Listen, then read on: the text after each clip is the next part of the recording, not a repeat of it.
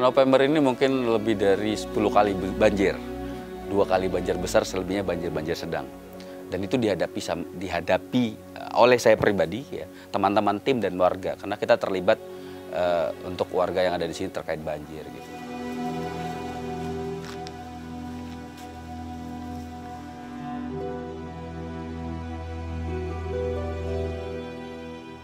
Waktu banjir kemarin itu tingginya lebih dari 3 meter ya. 3 meter itu naiknya itu di jam 3 malam. Tapi di waktu jam 11 malam itu sudah mencapai 1 meter. Gitu. Untuk dikatakan, jangankan ideal ya. Itu dikatakan baik saja sudah tidak gitu. Kalau ideal ini kan memang yang terbaik ya. Dalam kondisi sekarang ini menjadi prihatin gitu, prihatin. Ciri utamanya paling sederhana saja. Sederhana saja, air yang kemudian tidak pernah lagi jernih. Gitu kan? Air Sungai Deli itu mungkin dari mulai Tuntungan kemari, dari mulai itu sudah susah lagi melihat air Sungai Deli itu jernih.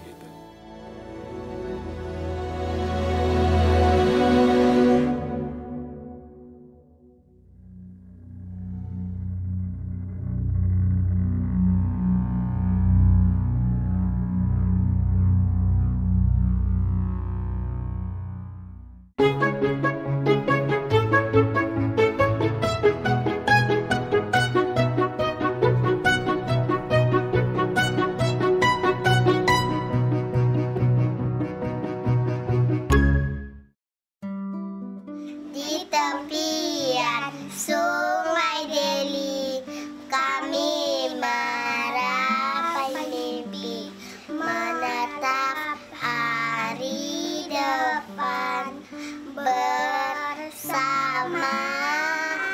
bergandengan tangan meraih bintang yang cerah bersama kita mewujudkannya.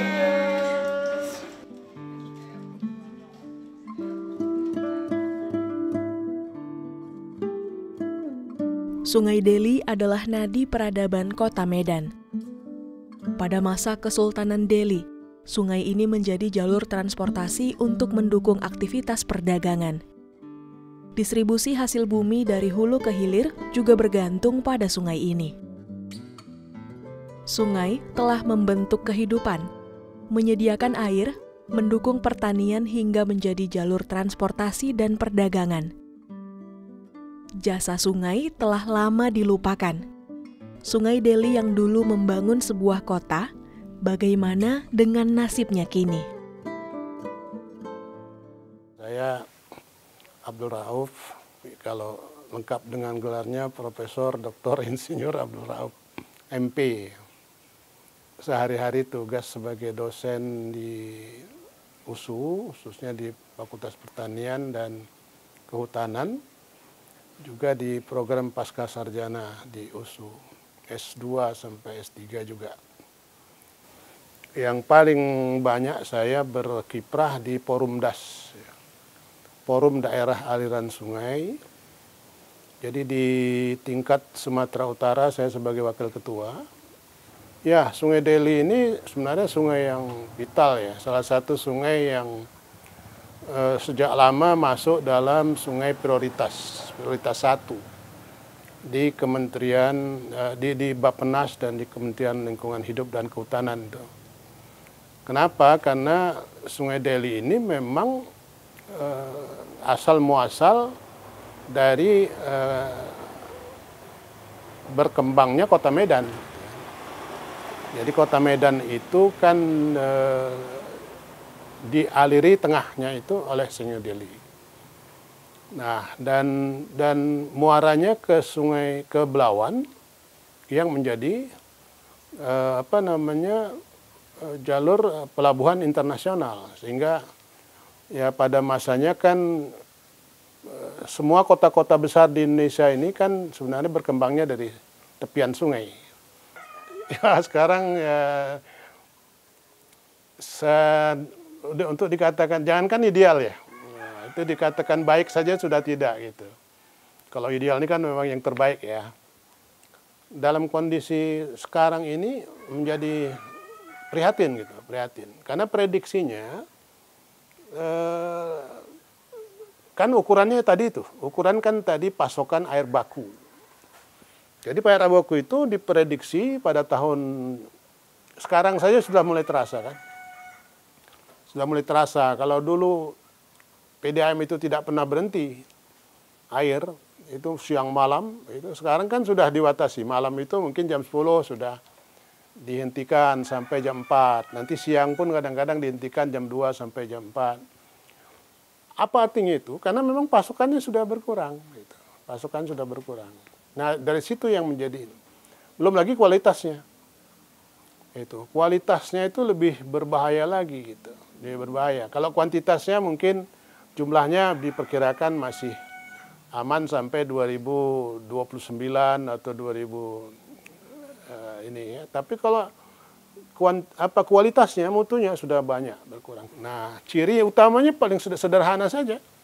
Sederhana saja, air yang kemudian tidak pernah lagi jernih. Gitu kan? Air Sungai Deli itu mungkin dari mulai Tuntungan kemari, dari mulai itu sudah susah lagi melihat air Sungai Deli itu jernih. Gitu. Nah itu. Lagi yang kedua itu ciri bahwasanya Sungai Deli itu tidak baik-baik saja gitu ya. Itu kalau terjadi hujan langsung naik debitnya. Melebihi debit yang biasanya ada banjir periodik itu. Nah sekarang kan kita nggak jelas. Kalau banjir periodik oke lah gitu ya, memang karakter itu. Bisa pada masa saat tertentu memang banjir termaksimum. Tapi ini setiap hujan banjir, setiap hujan tergenang, itu ciri bahwa Sungai Deli itu tidak dalam kondisi baik.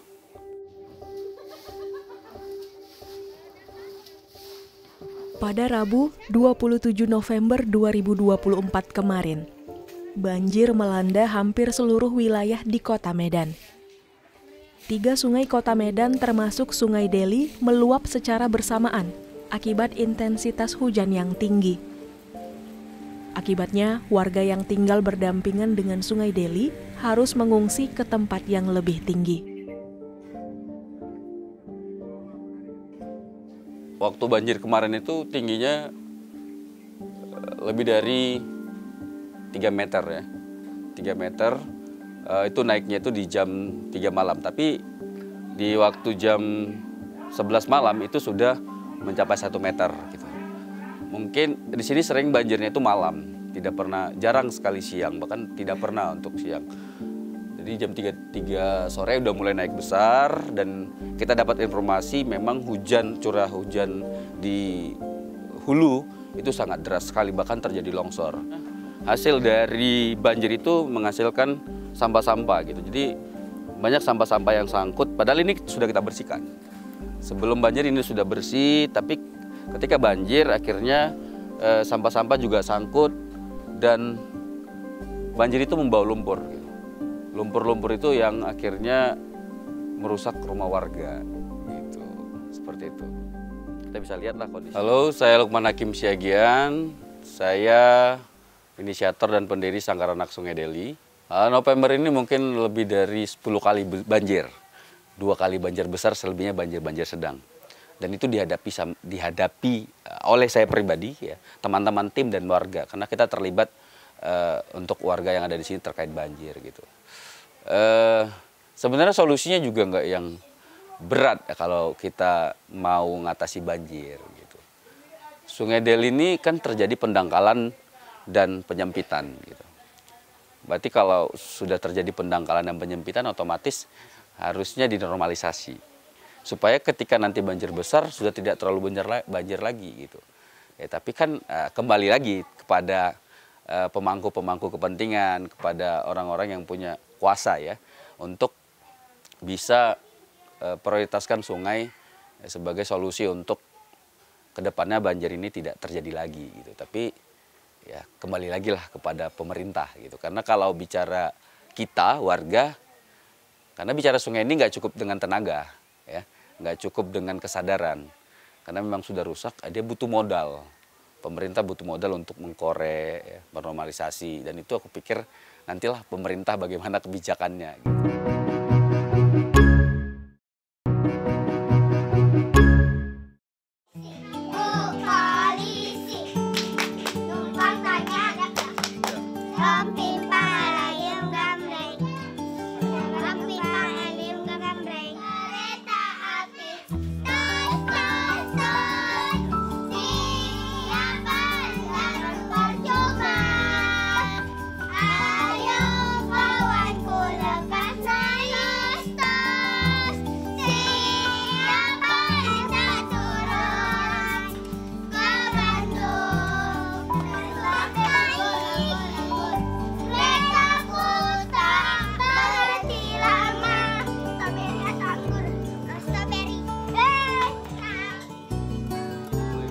Lukman Hakim Siagian adalah pendiri Sanggar Anak Sungai Deli atau yang disingkat Sasude. Terbentuk sejak tahun 2018 hingga kini, Sasude menjadi saksi pasang surut banjir Sungai Deli. Sasude bergerak mengedukasi anak-anak tepian Sungai Deli. Dari sanggar ini, anak-anak mendapatkan pelajaran tambahan bagi mereka yang bersekolah, serta menjadi sekolah utama bagi mereka yang tidak duduk di bangku pendidikan. Hampir 10 tahun lebih, ya. Tapi kalau Sasude-nya di 6 tahun. Sebelum di Sasude kita juga memang sudah konsen bergerak di Sungai Deli. Gitu. Di 2018 akhirnya kita pusatin untuk membentuk sebuah wadah yang namanya Sanggar Anak Sungai Deli di Kelurahan Semati. Gitu. Awalnya itu memang sebagai bentuk kontribusi, ya, karena kita banyak ngomongin terkait kesejahteraan, ngomongin terkait lingkungan, ngomongin terkait masyarakat miskin kota, tapi kita hanya sebatas diskusi dulu waktu itu, gitu. Tidak ada action. Akhirnya secara pribadi, kenapa nggak langsung turun aja ke lapangan gitu, melihat kondisi real masyarakat yang ada. Lalu dari situ kita bergerak gitu. Bukan hanya sebatas ngobrolin di warung kopi atau di ruang diskusi, tapi sebatas diskusi saja dan tidak ada tindak lanjut. Gitu. Akhirnya secara pribadi aku coba bergerak meskipun kecil dan akhirnya banyak direspon oleh teman-teman untuk mau terlibat dan bergabung untuk berkontribusi di Sanggar Anak Sungai Deli seperti itu. Kalau bicara masyarakat tepian Sungai Deli, kalau mau lihat informasi secara umum, warga Sungai Deli ini masuk dalam zona merah. Ya. Zona merah dalam artian masyarakat prasejahtera kurang mampu, ya. Narkoba beredar di mana-mana, ya kan? Tindak kriminal tinggi, gitu. Dan mungkin itu juga yang mendasari kita untuk membentuk sanggar wadah supaya anak-anak tidak terkontaminasi dengan hal seperti itu. Bahkan niatan pribadi adalah bagaimana mengubah mindset orang terkait Sungai Deli dan masyarakat Sungai Deli berubah, ya, dari masyarakat yang tidak baik, ya, perlahan-lahan karena adanya kegiatan ini kita berharap ketika bicara Sungai Deli juga punya warga yang melakukan kegiatan-kegiatan positif dan edukatif untuk Sungai Deli seperti itu. Sungai Deli masih menjadi sumber kehidupan masyarakat. Terlebih bagi warga tepian Sungai Deli yang bergantung dengan sumber air dari sungai ini. Namun hal ini tampaknya kurang disadari oleh masyarakat. Masih banyak ditemukan sampah di aliran sungai, masih banyak penebangan liar yang terjadi, dan masih banyak pula solusi yang tidak terimplementasi dengan bijak. Ya, sangat penting. Kenapa? Karena Sungai Deli ini kan sumber air baku, ya sekarang, ya. Sekarang itu menjadi sumber air baku bagi air minum PDAM Tirtanadi. Yang PDAM Tirtanadi ini kan merupakan perusahaan daerah Sumatera Utara.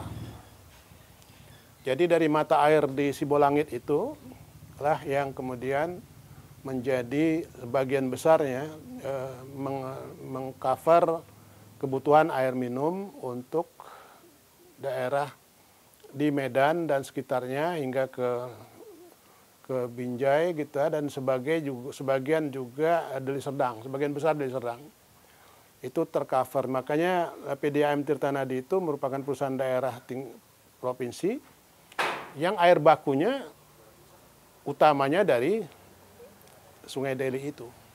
Hulunya itu di Sibolangit itu. Makanya sangat penting, sangat vital gitu keberadaan Sungai Deli, kelestariannya. Selain sekarang memang sudah ada Sungai Belawan juga.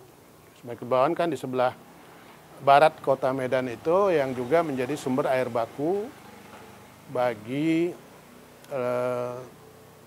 air minum. Ya sebagian besar memang warga tidak sadar ya. Karena memang ini bicara tentang kebiasaan atau pendidikan atau sumber daya manusianya terkait pentingnya menjaga lingkungan. Yang terjadi nggak seperti itu. Akhirnya Sungai Deli yang kita lihat sekarang ini dia jadi kayak tong sampah yang panjang di kota Medan. Tapi untuk khususnya warga lingkungan 12 Kelurahan Semati yang kita saat ini bina, ya kita perlahan-lahan coba untuk mengedukasi mereka untuk tidak membuang sampah ke sungai, bahkan bagaimana memanfaatkan sampah itu sebagai kreativitas ya.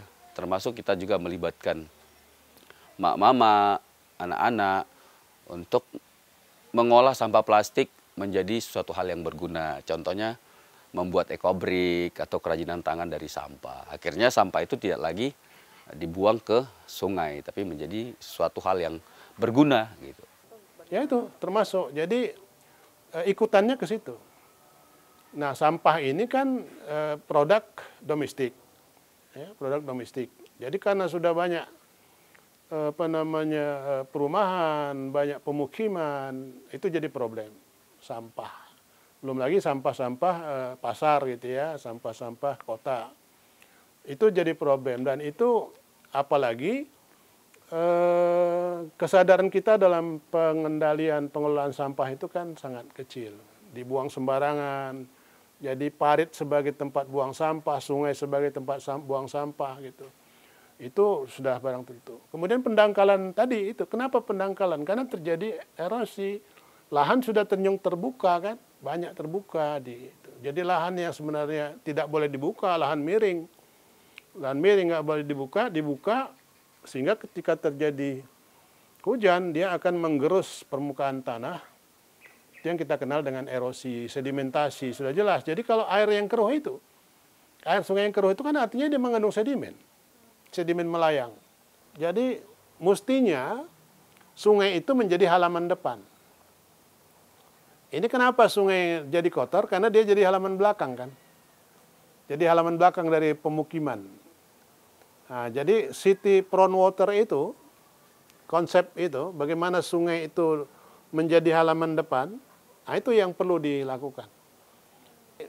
Rumah, bangunan, hotel, kantor itu mestinya menghadap ke sungai. Bukan membelakangi. Kalau membelakangi ya jadi tempat buang sampah. Kan itu kan. Nah, karena belakang itu kan tempat buang sampah. Tempat septic tank gitu. Nah, tempat ini. Nah, jadi banyak sih kota-kota yang ya kabarnya di Eropa itu pun dulu begitu juga ya, kayak kita begini.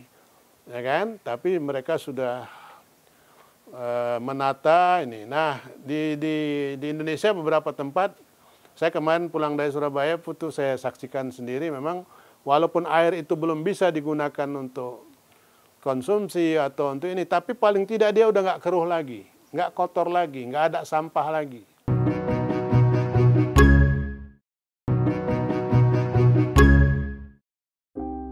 Permasalahan Sungai Deli seakan menjadi masalah klasik yang tak kunjung usai. Banyak jiwa yang harus berdamai dengan kondisi sungai yang tragis ini. Tidak sedikit pula jiwa yang harus menanggung derita saat sungai menumpahkan amarahnya. Jika tidak berbenah mulai saat ini, mungkin saja Sungai Deli hanya tinggal cerita. Jadi kalau rencana-rencana itu sudah ada sebenarnya, dan konsepnya itu tadi. Konsepnya tidak ada lain, harus pada kesiapan dan kemampuan kita dalam menahan air, gitu, menahan air hujan, gitu, mengendalikan air hujan, gitu, memasukkan air hujan ke dalam tanah. Itu aja sebenarnya.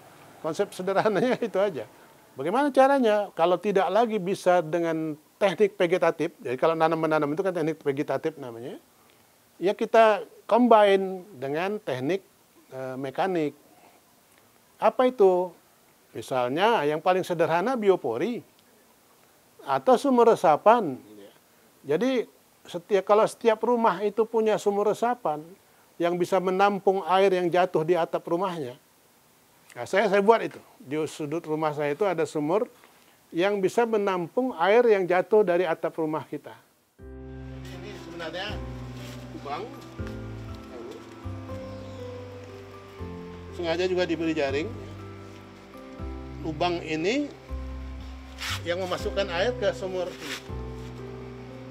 Sumur resapan ini. Jadi sumur kita ini 5 bis ya. 4 bis tertanam. Jadi air yang di sini yang semula keruh, kalau berubah dia, ya kan? Tadinya jernih kan di sini kan, itu kalau diangkat dia jadi berminyak, karena sudah tercampur sama air hujan, jadi bagus airnya. Nah ini, saya kira bukan tidak mungkin, sangat mungkin karena teknologinya ada. Persoalannya kitanya mau nggak? Teknologinya mudah-mudah. Nah, teknologinya mudah, tapi persoalannya kita mau apa enggak. Kehadiran Sanggar Anak Sungai Deli mendorong kemajuan berpikir anak-anak tepian sungai, sekaligus menjadi garda terdepan untuk menyuarakan kegelisahan atas kerusakan Sungai Deli. Bersuara dengan karya, Sasude berteriak lantang akan mirisnya kondisi Sungai Deli kini dalam balutan teatrikal nan dramatis. Delirium ini dia sebuah penyakit mental gitu, terkait kurangnya kesadaran atau kepedulian terhadap lingkungan sekitar. Dipakai gitu, apa hubungannya dengan Sungai Deli gitu. Kebetulan secara kata ada delinya gitu. Ada delinya, dan kita melihat dari ketidaksadaran manusia terhadap lingkungan, akhirnya Sungai Deli itu berubah menjadi tidak baik gitu. Hal-hal ini yang pengen kita angkat ke publik supaya publik tahu gitu, bahwasanya Sungai Deli itu ada. Dulunya Sungai Deli itu adalah sungai sejarah, sungai sebagai jalur niaga, tapi sekarang kondisinya sudah tidak baik gitu. Ya, harapan saya itu kita tidak boleh berhentilah untuk terus berusaha gitu ya. Dan mari kita jadikan Sungai Deli itu sebagai ya memang sungai kehidupan lah, ya sungai kehidupan. Oleh karenanya hidupkan dia, baikkan dia, teknologinya sudah banyak ya. Dan ketika sungai itu baik, ketika sungai itu jernih, ketika sungai itu ini pasti akan banyak mengundang kehidupan yang baik gitu ya. Pasti akan menjadi faktor untuk menunjang kehidupan yang baik.